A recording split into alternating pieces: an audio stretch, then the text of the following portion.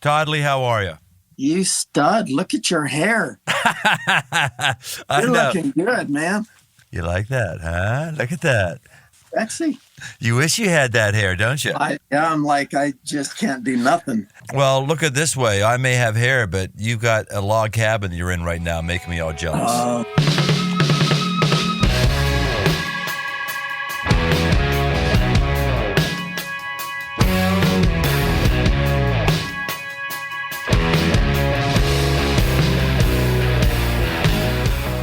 Welcome to The Aggressive Life. Back in December of 2020, I hosted Legit Cowboy on the podcast, and today we're going to have that legit cowboy back. Not just a legit cowboy, but a legit friend. That's what he's become in the last 4 years or so. He was a champion bareback rider, a horse whisperer, a great communicator. Little did I know he would actually end up taking an important part in my life. So this guy, Todd Pierce is his name. He grew up in rural Idaho. He's always cared about the rodeo, especially the men and women who call it home. Then an injury sidelined his professional rodeo riding career. He discovered that his ability to connect with an audience and communicate deep spiritual truths, all while taming wild horses. I've seen this guy at least, let's see, Dirt, how long have we had him coming to our church? I think 3 times. This will be the 4th time, I think. So 3 times before. So 3 times, and at least, the first time he came, I think we only had 2 services because we were recovering from COVID or something like that. Yeah. But it's grown every time. There's a different horse every service, and he's taken a wild, unridden, unbroken, untamed horse. It's never had a saddle on, never had a human.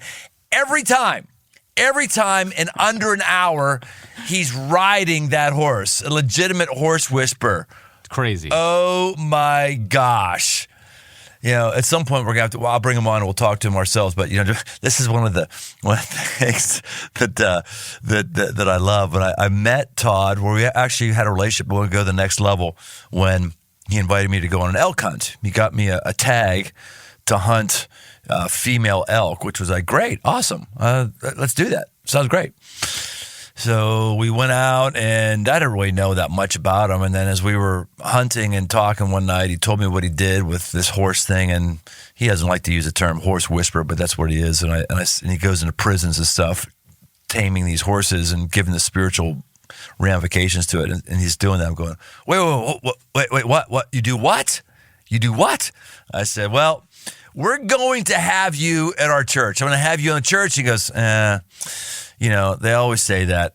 No one ever does it because, you know, they get into the legal liabilities and what happens if a horse jumps out of the ring and this and that. I said, that's true, but we will. So I came back and I told Season, our CFO, and some others, I said, look, we're doing this. You can figure out if you're going to tell insurance or don't tell insurance. Doesn't matter to me, but do not tell me we're not doing this. And he's done this, and it's been great, and people bawl and weep like babies. It's fantastic. So he's going to be in Cincinnati May 2nd to 5th. 6 different opportunities if you're anywhere in the tri-state region, or you can see it online because we have a thriving digital community at crossroads.net. I'm saying this ahead of time, not because this is a church podcast right here, but I'm telling you right now, you're gonna go, oh, I need to see that because my friend here has got good stuff to share with us. So let's get to him. Welcome to The Aggressive Life, Todd Pierce. Yes, sir. Boy, long way we've traveled since last time we had our first awkward podcast conversation, wasn't it? Yeah, you've gotten better. Well, I could only get better. No, I have come a long way since we first met, just in, a whole lot of different levels. But I really appreciate you taking such an active role in my life and trusting me with so much access to your church family there and your podcast. So, super grateful for you. Well, thank you. I only do it because I'm trying to squeeze every bit of talent from you that I can. So don't think I'm being very loving. I'm using you is what I'm doing. I'm using you and your giftedness and your sexiness to drive up listenership. That's what I'm doing. Yeah, well, no, that ain't true. There's there's only so much you can fake that. Not true. Although you do wish you have my long hair, don't you? You do wish that. It's curly and wavy, and you're looking really good, Brian. You want to run your fingers through it, your cowboy I fingers through it, do. dude? Yeah, let me have a touch of that. You got product in that hair? Oh, yeah, absolutely. If I didn't have product in this hair, I'd look like Einstein, just go all over the place. But this is part of the reason why I have not.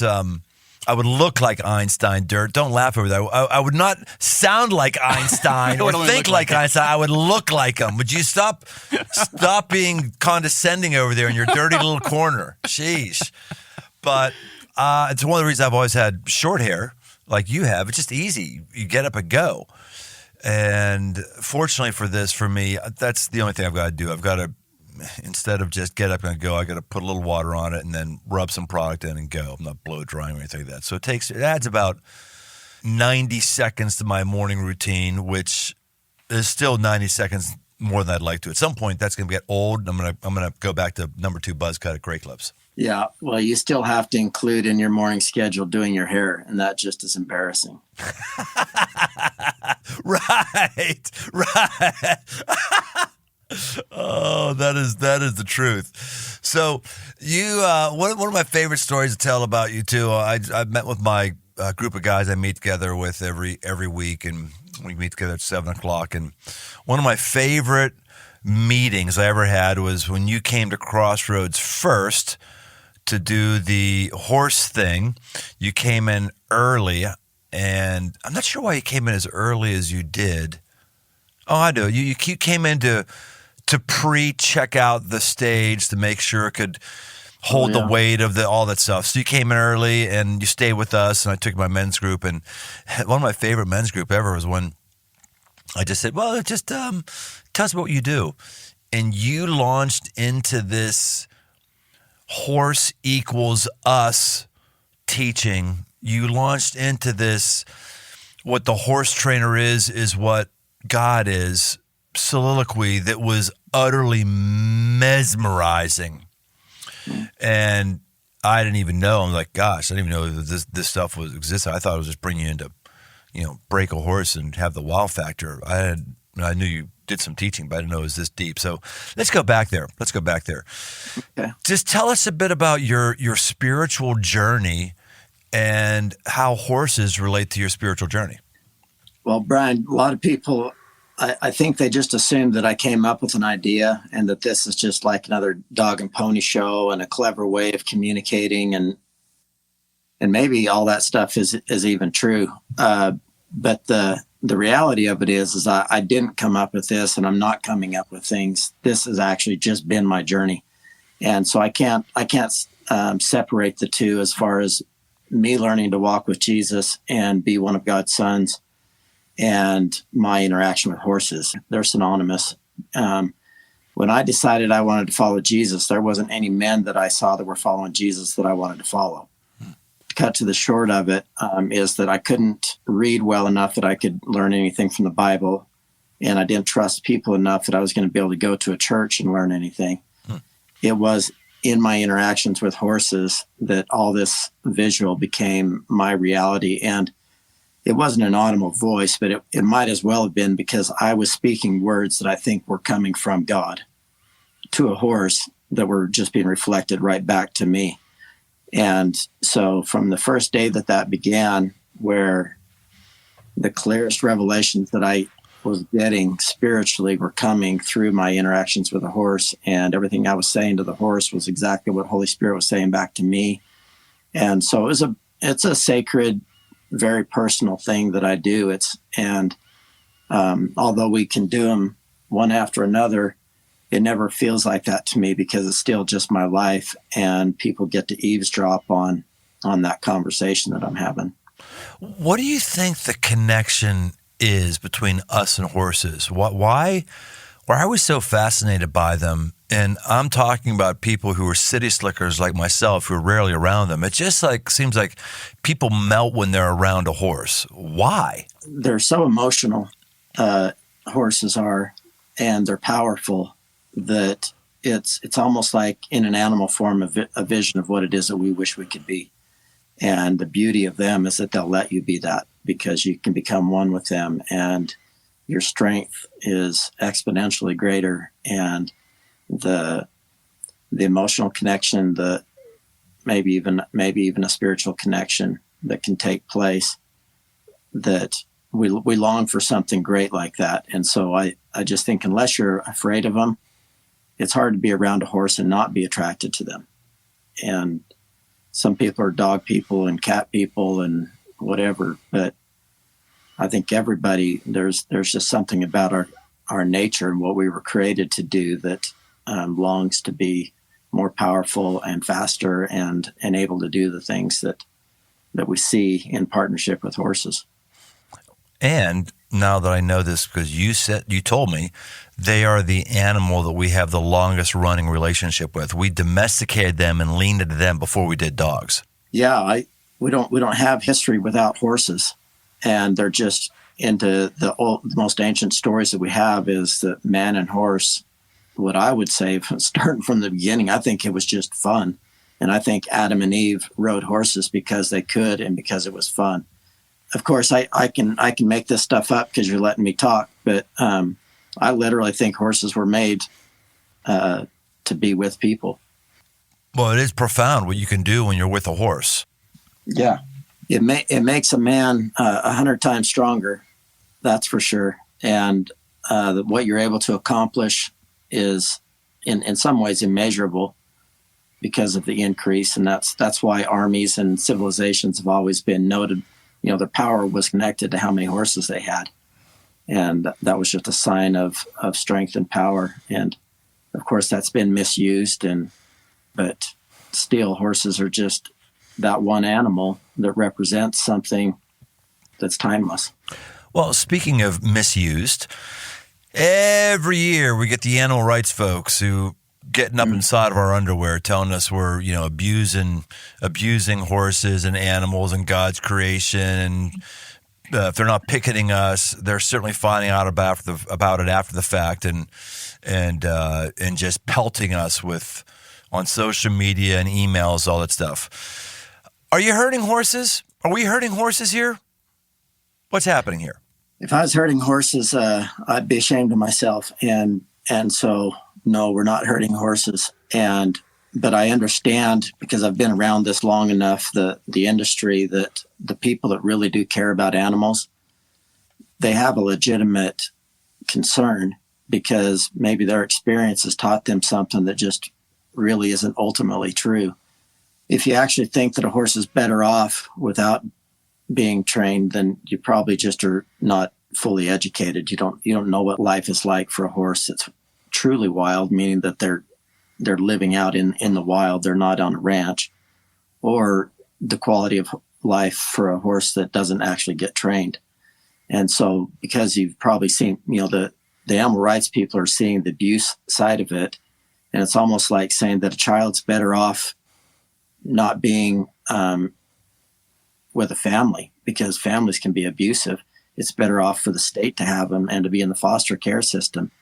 Like, that just doesn't, it's that disconjointed to me to try to connect the two, to say that we're doing something that would be hurtful to a horse. These animals are being loved, and that's why you get to see the response that you get to see on stage. If they felt scared, they act quite differently.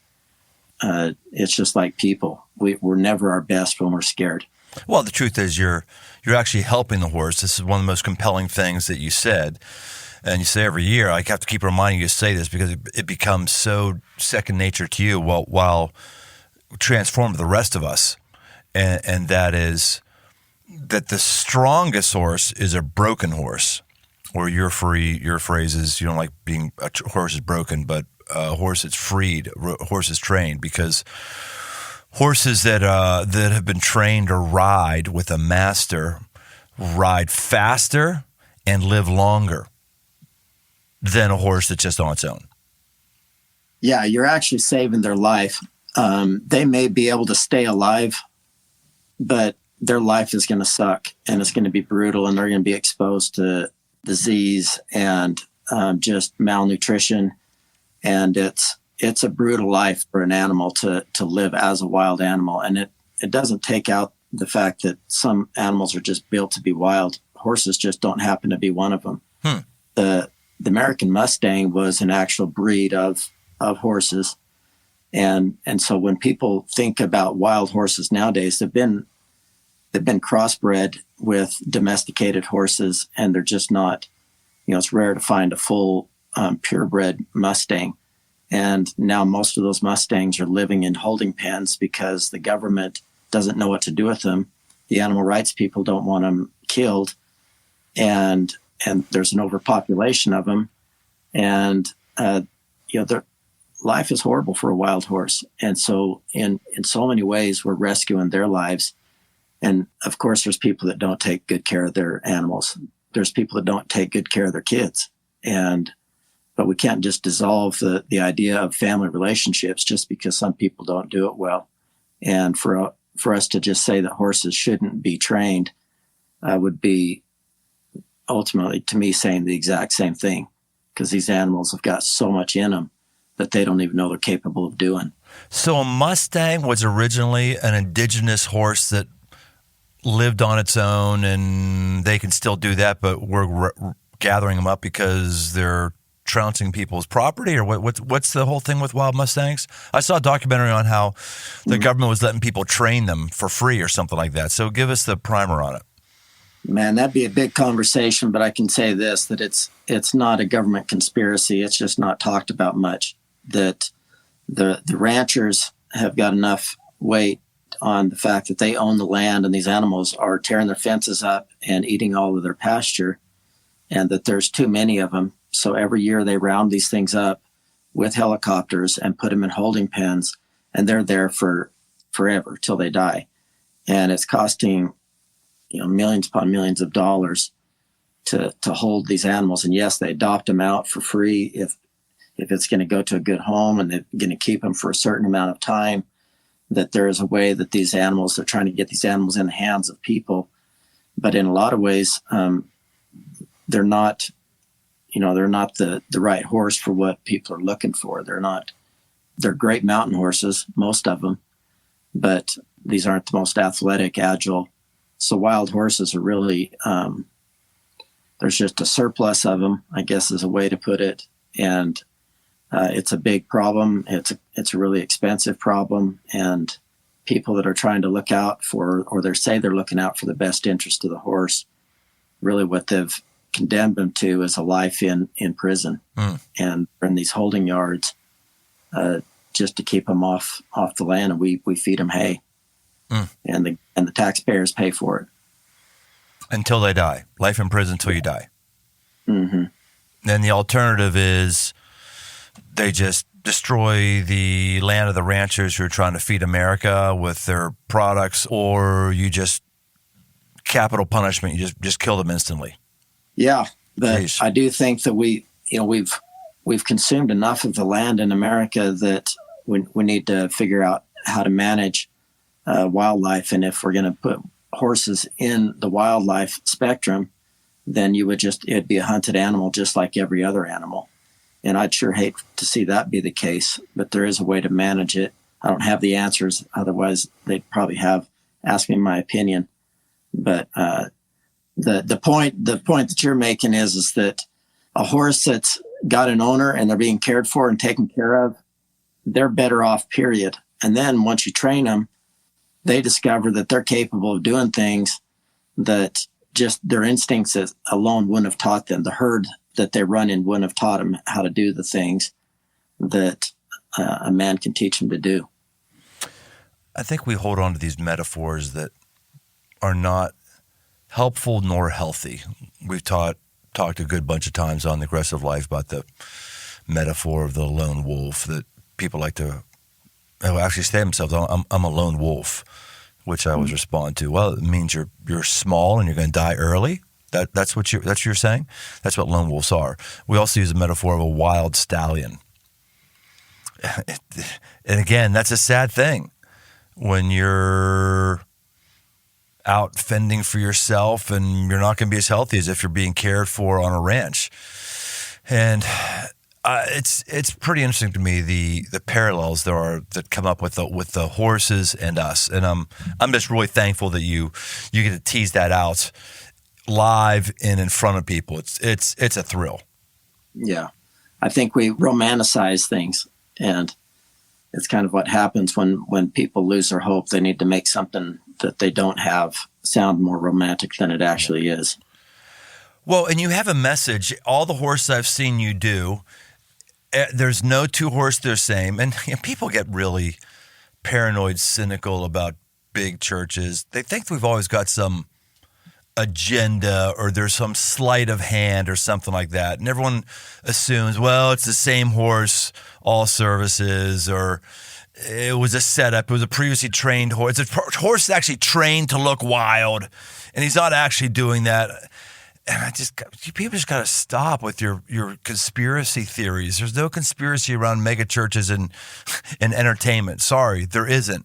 I tell people all the time, Todd intentionally, he never looks at any of the horses before they come in the ring. The first time he ever sees them is when they come into a ring. We get the horses, or he works with somebody else who gets the horses, and every time there's something new that causes people, specifically me, to boo-hoo. Like one of the ones you've done, find a horse that has trauma, which I know we have a lot of our listeners who've had trauma. So walk us through that just as one example. This is some of the stuff that you end up sharing with a horse on stage in front of people.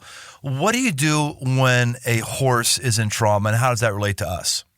They've had an experience prior to the one that we're currently in that is impacting how we're interacting with each other. Like they've had a bad experience, and that bad experience taught them something, and they believe that to be true. And so if a horse is reacting in a fearful way to me or an aggressive way towards me, they're actually trying to physically hurt me. That's not all just instinct, because the way I can conduct myself with a horse is that it's pretty easy to establish that I'm a leader and I can cause movement. Like I can get them to move away from me. The trauma side of it comes in when fear is distracting them from focusing on me. And the whole goal of it is to get them to focus on me, because I'm going to teach them beautiful things. But when trauma kicks in, they buck or they bite or they kick, or they might actually it's not just fight or flight. Sometimes it's like they freeze. They get stuck and they won't even move. And so trauma teaches us something. And I think that like the beauty of it is that the only way a lie can have power over you is if you choose to believe the lie. And so many of us have been lied to throughout life, where something has happened and we've taken away. The incident that happened to us isn't really what was the most powerful thing. The most powerful thing now is, what did we believe about what happened? And so there's certain takeaways that we come out of a situation with, and that takeaway is that you can't trust, or that if you get in this situation that you better run, or you better protect yourself. And so we've partnered with lies because maybe in a certain situation that was actually true. It was unhealthy for you to be in that situation. You had to fight for yourself, or someone didn't protect you that should have. And so we've all got these things in our life where I think this is the kindness of God to represent to us. I'll let you have your moment here, but at the end of the day, can we have a conversation? And let me show you something that's more true than that. That was horrible. I'm sorry that happened.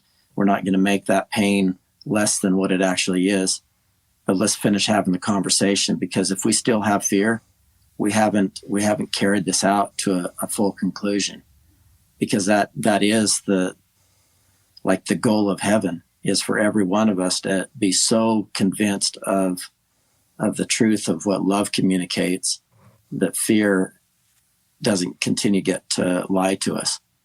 Horses are filled with trauma when they come to me. They've had a lot of experiences that have taught them a lot of things in that time, and I'm having to have enough compassion for them to realize that, hey, they didn't get to come in here with a clean slate. There's been issues that they've been through a lot. And when I look, and it's just a beautiful thing because I do that habitually with people. I just assume everybody I meet, I know that they've been through a lot and I don't really know them. And it's seldom that we get to know somebody well enough that we know enough of their story that we really can have some compassion and some empathy for them. Yes, but what you do is you find the pain point and you press into the pain. Like the one with the shoulder, and you were finding it and you're intentionally putting your hand there and pushing into the pain point, or at least the pain memory that the horse had. And you made the point of, this is what God does with us. He finds that tender area and he starts pressing into it, because if we can work through that with him and trust him, then he has us. And everyone's crying the whole building as soon as you do that. Yeah. Well, and it's really moving to me too, because I just look at, before God actually attempted to fix all the things that were broken in me, the kindest thing that God could have done for me is to help me trust like him, period. Like if I don't feel safe and loved as a son of God, I'm really grateful that he didn't just come in and start showing me everything that was wrong with me and everything that I'm afraid of. And so my first goal with the horse is to establish the fact that I'm here to help. And this area, I can see that you don't trust me with that area. You know, if this area of your life is still really scary for you. A lot of horses have a hard time having their ears touched. They've got a really good reason for it. And I don't want to just focus on his ears and make it to where now all I'm doing is focusing on everything that's wrong with them. There's a back and forth communication going on where I'm like, I'm safe. I love you. I'm powerful. I'm going to bring healing to you. Hey, can we talk about this area of your life? Because I know it's a really tender spot and you don't want to talk about it. You just pretend like it wasn't there. But I'm going to have to go to that spot, because if you live your life like this, you're always going to have to live in reaction to the things that are going on around you. And, you know, I would hate that for any human, and I'd hate that for the horses. They just don't have to live trapped by the pain that they came out of. You say that a good bit of times, that you're more powerful than the horse. The horse has to learn that I'm more powerful than him.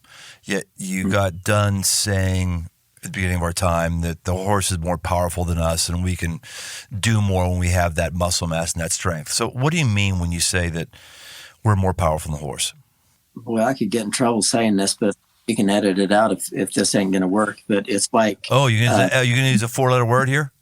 No, I'm going to say that men are more powerful than women in the same way. Cut that dirt. Cut it. Cut. No controversy. All right, let's close in prayer right now.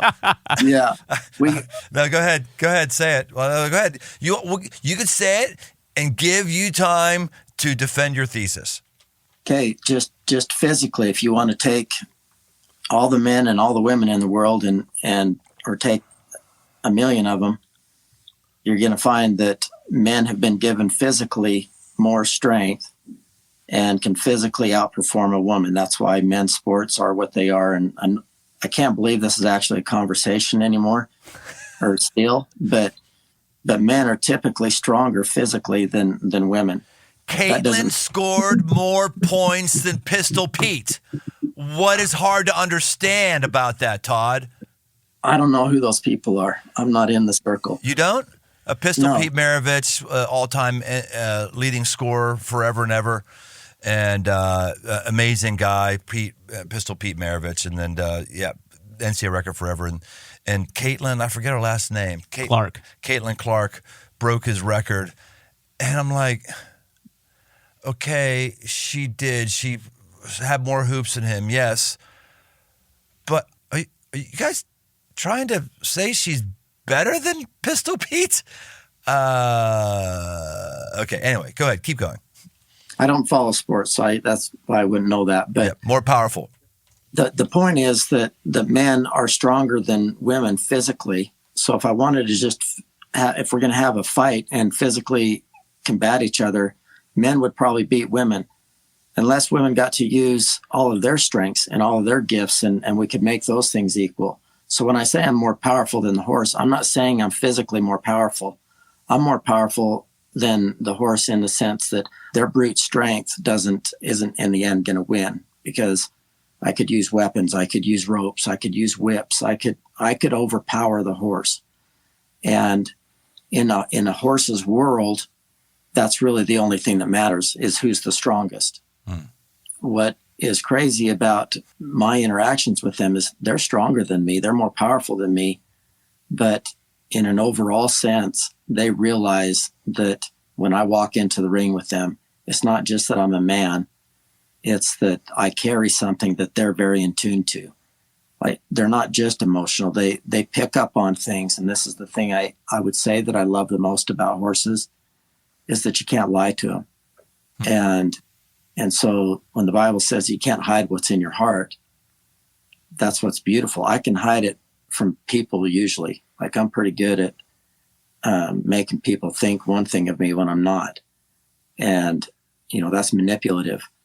And it's not a good thing. But the horse is always going to call me out. But they know that I am more powerful in the sense that I've been given dominance over them, and I can cause them to move. And if we were going to have a fist fight, I've had lots of them with them, and I lose every time. But that's not the end of the story. I'll find a way to show them that I have a strength, but my strength is going to be presented to them through kindness. So your male-female illustration, you're saying intentionally breaks down, whereas 9 out of 10 men are going to beat a woman in an arm wrestling competition or a street fight. So in that sense, they're more powerful. But then you said the totality of a woman, totality of a person doesn't necessarily mean that they're more powerful, because you're able to use your creativity, your wits, all that stuff. And we'd have to finish the conversation, because I would say that in our marriage, my wife is, I'm supposed to be the leader of the house, yet I can see the strengths that my wife carries. In so many ways, she's more powerful than I am. And so that's why I love the idea of what it looks like to co-lead. And this would be a whole other conversation, but I'm stronger than my wife, and she's more fit than I am. But I could beat her up if I decided to. But when it comes down to it, power is something that's including way more elements than what we're talking about. Right. And my wife wants me to be physically strong, because it serves her well. I take care of her, and her strengths make it to where she's able to think really rationally about things that I don't think clearly about. And so all of her intellect and her the way she's just got these senses super clear about what Holy Spirit's saying, that I rely on her strengths the same way she relies on mine. And it doesn't have to be a power conversation. So with a horse, that's what the challenge is that nature has taught them that it's going to be survival of the fittest. And when people act like animals, that's what we end up doing, is having these power conversations. Which one of us is more powerful? And the reality is, God's the only one that's more powerful. And we're supposed to be able to learn how to we become powerful by yielding our strength to each other. And so a horse has never experienced someone that ultimately has authority over them or power over them, but they're not using their power to dominate them. And that's what the horse is having to reckon with, is all of their instincts and all their experiences, is there's only one powerful one in the herd. There's one guy in charge, and everybody else lives under his tyranny. And that's not the kingdom of Jesus. And so why I get to see the results I get to see with a horse, one is they're confused by this whole leadership thing. They find themselves wanting to be led by me, but I'm not taking their strength from them, and I'm not abusing them to get it. They've never had that conversation before. They've never been around the presence of someone that could hurt them and chooses not to, but uses their strength to help them feel safe. And that's what, if you're going to say, what's the magic? That's the magic, is because that's how Jesus led. He could have done whatever he wanted to people around him. And he chose to demonstrate his power by the amount of compassion and love that he had for the people that he was leading. Yeah, that's excellent. Hey, you! Yes, you! Listening to the Aggressive Life podcast right now. We need your help to take this show to the next level. One of the ways that you can do that is by leaving a rating and review, whether it's Apple, Spotify, or YouTube. Your ratings and reviews go a long way in putting the show in front of new people. So to say thanks, we have something just for you. That would be to say thanks for you actually leaving a review. You can do that and then shoot an email to Dirt with your mailing address, and we'll send you a postcard and Aggressive Life sticker. It's all on our system, so leave those reviews, shoot that email, and you'll get something sweet in your mailbox. Let us know at dirt@briantome.com. That's your real That's my new email address. Oh, my gosh. That is awesome. dirt@briantome.com. Let's get on with the show.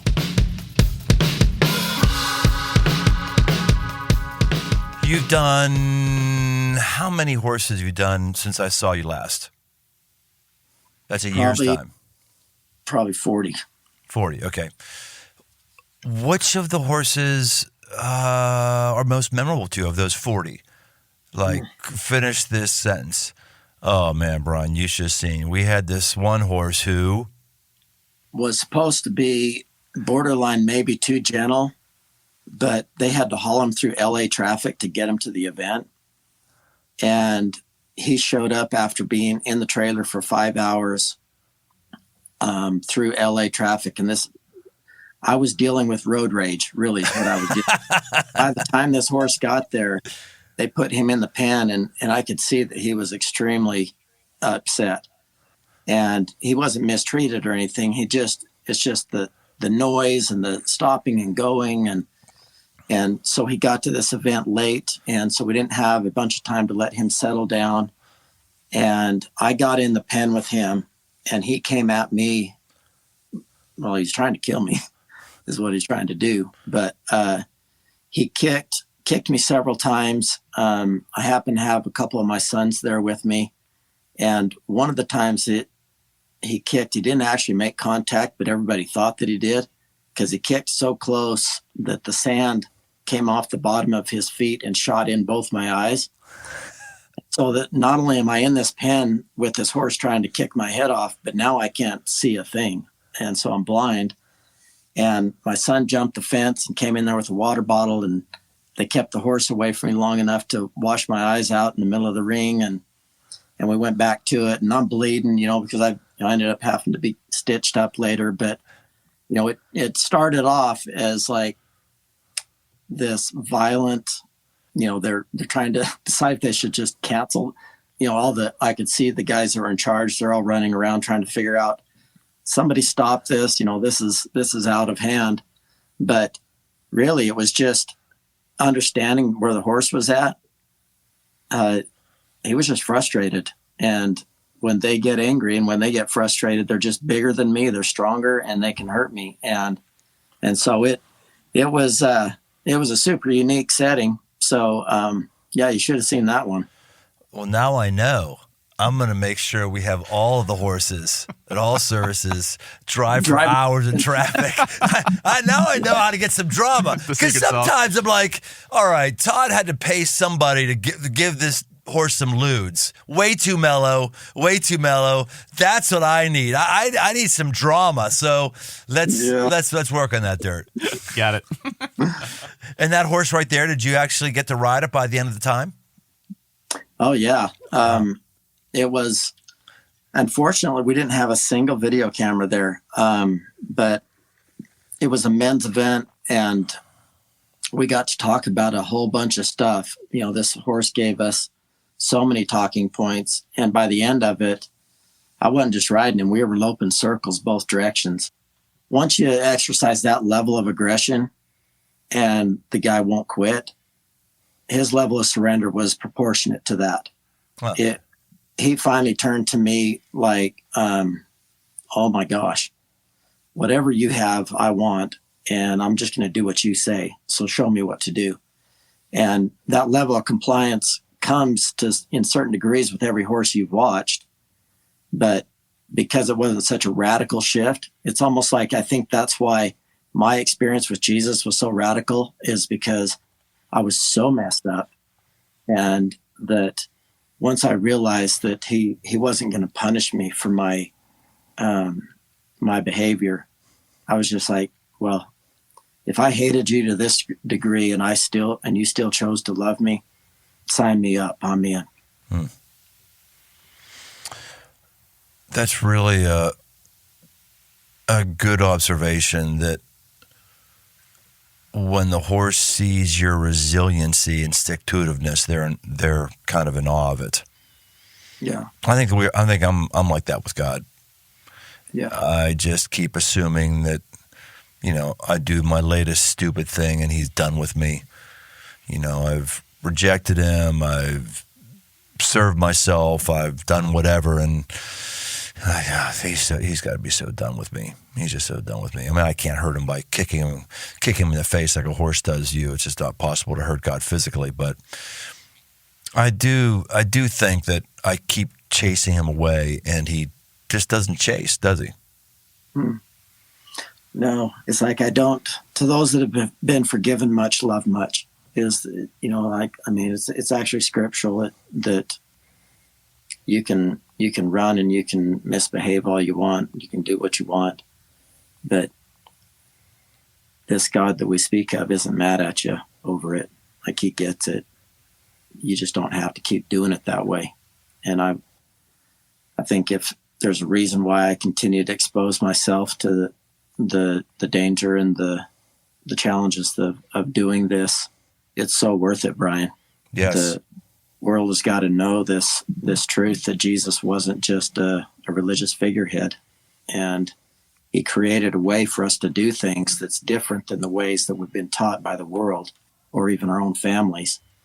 And when we put our trust in him in the level where this is actually going to change the way I do life and how I interact with people, my value systems, all of these things are being modeled after the kingdom that Jesus showed us about, then this is when I think things get really exciting, because the world has gone so far that we're primed for a revival.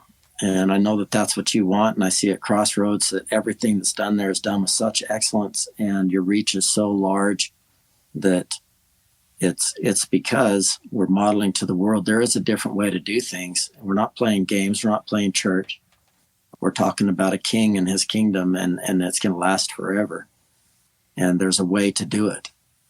And we're going to do that the best way we know how, aggressively. Right.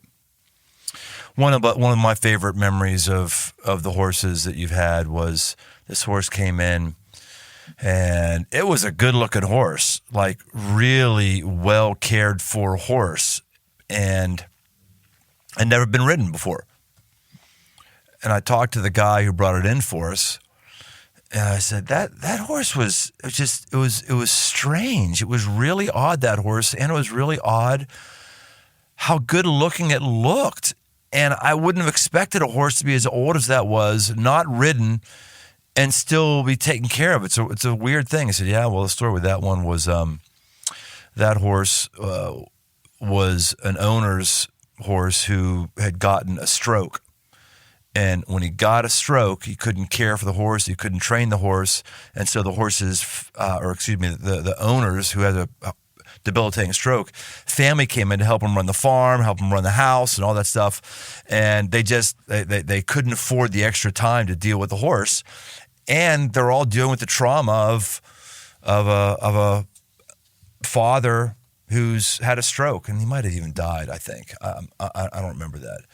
But he said, so the horses do really well at picking up trauma. That's why there's such a thing as equine therapy.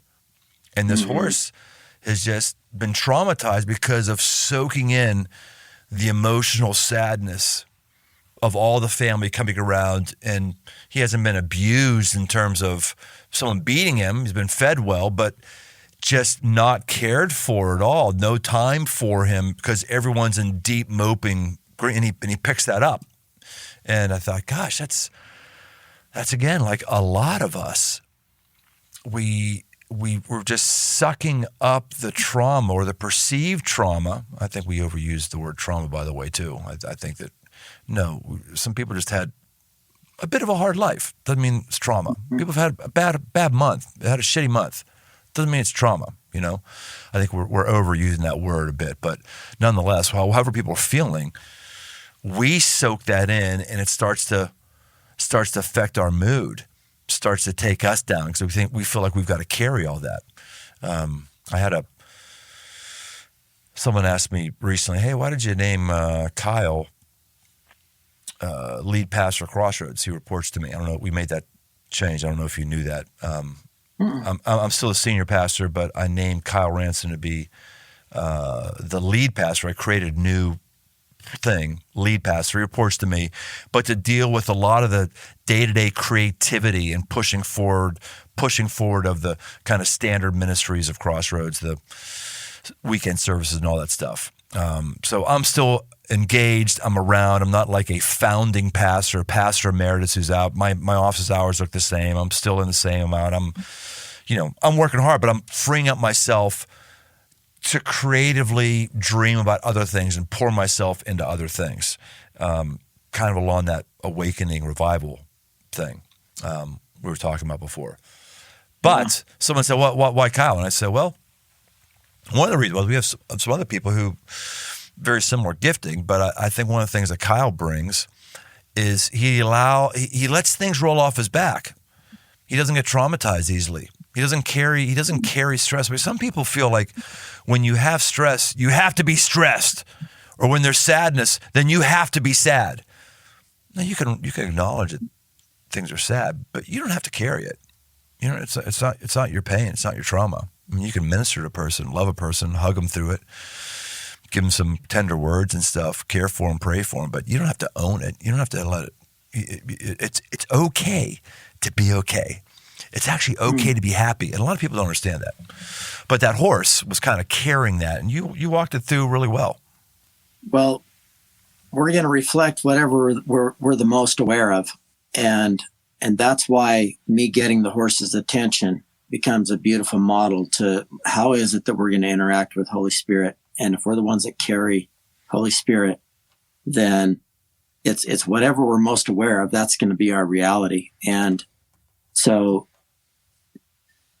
yeah, for a horse, that's why they'll run through fire. They will do things that they would have ran away from initially because they're more aware of me than they are of their surroundings. And you can watch, especially at Crossroads, because there's so many video screens and sound and people. There's a ton of distractions. The reason the horse becomes so courageous is because it's more aware of me than it is its surroundings. And so if we're going to live in a traumatized world, in a world that is on hyper speed, the only way we actually can have the resilience is to be aware of the presence that we're carrying.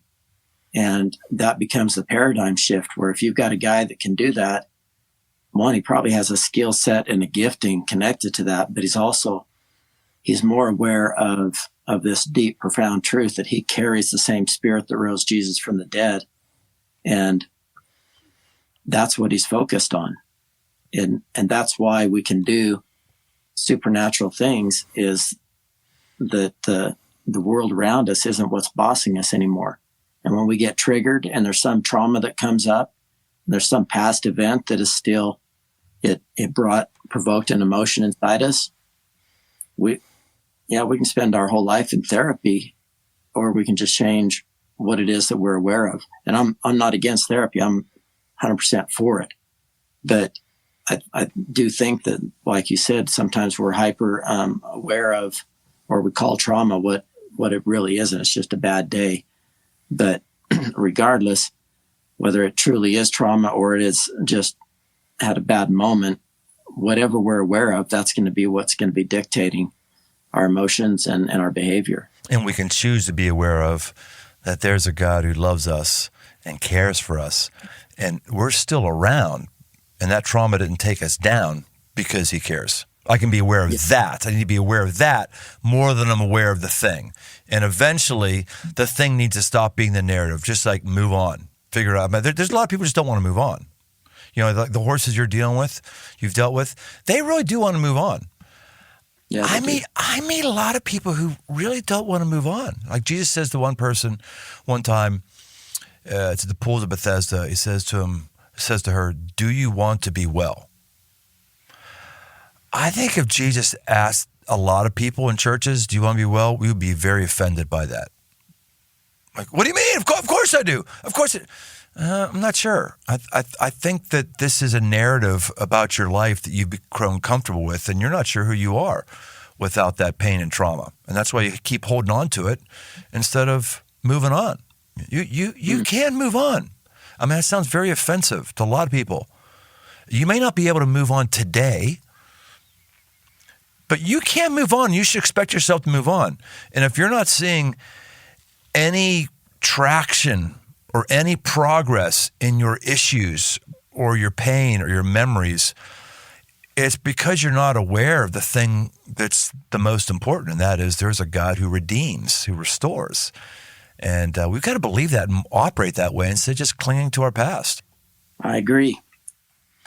Well, hey, listen, if you want to follow up more with Todd, how do they follow up with you? Where they find you? Just give your advertising. Website, social media, whatever. Yeah, ridinghighministries.org .org. Todd Pierce, Google it. So, man, I know there's something here that Todd and I talked about probably has your number on. Maybe it's the trauma conversation. Maybe it's the trusting a power that's more powerful, a person who's more powerful than you. Maybe it's using all your faculties instead of just your muscles, whether they're well-developed or not. I don't know what it is, but I think there's something here for all of us to learn. It's really, really good. Todd is coming to the tri-state area, and we call it the tri-state, Indiana, Ohio, Pennsylvania. You can come in from wherever, come into that area. He's going to be having a different wild horse every time on May 2nd, 3rd, 4th, and 5th. May 2nd, 3rd, 4th, and 5th at Crossroads Oakley. We thought about having it on one of our other campuses or additional campuses in Ohio and in Kentucky. But as we looked at the staging needs and all that stuff, like, the Oakley stage with 3,500 seats and 2 balconies and able to hold a whole horse. There's a lot of design requirements. So we're going to have it then, and it'll also be streamed at all of our sites on Sunday. This is not a church podcast. This isn't a pastor podcast, but I know there's people who listen to this and go, "Oh, I'd like to do that." So yeah, maybe you want to do the horse thing. Watch Todd at crossroads.net, or actually make a road trip. Come in, watch the Cincinnati Reds. Whatever it is, go to the link in the description. You find all the descriptions, locations, videos from the past. We'll look at stuff from the past. It's all right there for you. Anything we can do to help you. This isn't about advertising an event. This is about giving you stimuli that helps you be more aggressive. That's why we exist. See you next time on The Aggressive Life. Thanks for joining us on this journey toward aggressive living. Find more resources, articles, past episodes, and live events over at briantome.com. My new books, repackaged edition of The 5 Marks of a Man and a brand new 5 Marks of a Man tactical guide are open right now on Amazon. If you haven't yet, leave this podcast a rating and review. It really helps get the show in front of new listeners. And if you want to connect, find me on Instagram at Brian Tome. The Aggressive Life is a production of Crossroads Church, Cincinnati, Ohio.